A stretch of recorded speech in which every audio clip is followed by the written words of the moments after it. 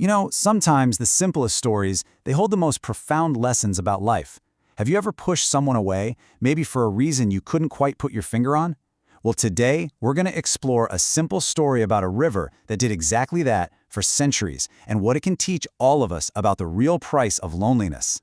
Yeah, this might seem like just a story about a river and a fish, but it's really about a fundamental choice we all face, right? When do we open ourselves up to connection? And when do we decide to keep our walls up? All right, so let's meet our main character. A river. But this isn't just any old river. This one has a problem. A big one. It is profoundly, and I mean utterly, alone. And see, this river was more than just alone. It was lonesome. And here's the kicker. It was unfriendly by choice. A long, long time ago, it decided to just wall itself off from the world. It actively refused to share its water, its space, its very existence with any other living thing. And we're not just talking about a bad week or a tough year here. We are talking centuries. Just try to imagine the immense weight of that self-imposed isolation just flowing on, day after day, in complete solitude. But you know how it is. Even the most unchanging situations can be disrupted. And in our story, that disruption comes in a very small, very cheerful package. A little fish named Scamp. So how did Scamp get there? The circumstances couldn't be simpler, really. A little girl has to move away and say goodbye to her pet goldfish. In this really simple act of love, she sets him free in what she thinks is a perfect new home, our lonesome river. She has absolutely no idea she's just thrown a tiny spark of life into centuries of stillness. And right here, you can really see the two forces at play. On the one hand, you've got the river, lonesome, unfriendly, and just set in its gloomy ways. And on the other, there's Scamp, a tiny, bright burst of joy and persistence. It's the ultimate contrast. It's like an unstoppable force about to meet a very, very immovable object.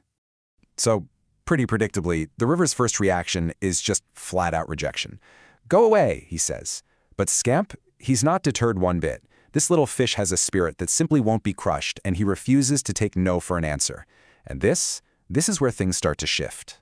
So this simple little standoff, it builds and builds, and it leads to the story's emotional climax.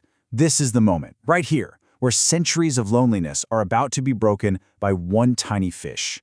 Scamp doesn't argue, he doesn't get upset, he just keeps being himself. He swims, he playfully asks for attention, and then he starts jumping. He creates this little commotion, this burst of joyful physical energy in the otherwise still, silent water. And that was the turning point. The splashing, it tickled. It was a completely unexpected physical sensation, something the river hadn't felt in ages. And it triggered this involuntary, long-forgotten reaction. A real, genuine laugh.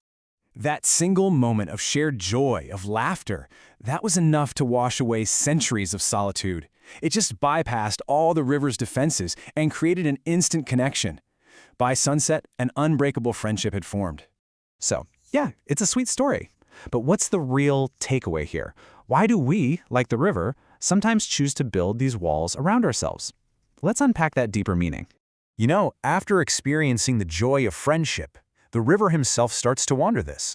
Why did he spend all that time alone? He couldn't even remember the reason. What could possibly have been so bad that it was worth centuries of loneliness? And the reason? The big, profound cause of all that sadness? He was ticklish. I know, it sounds absurd, but it's a perfect metaphor, isn't it?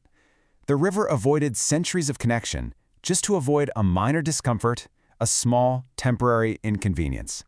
And this is the lesson that River finally learns. Yeah, friendship might come with small annoyances. They might tickle us in ways we don't always like. Maybe it's a fear of being vulnerable or of being misunderstood. But the reward, the joy and happiness of having friends is always, always worth it.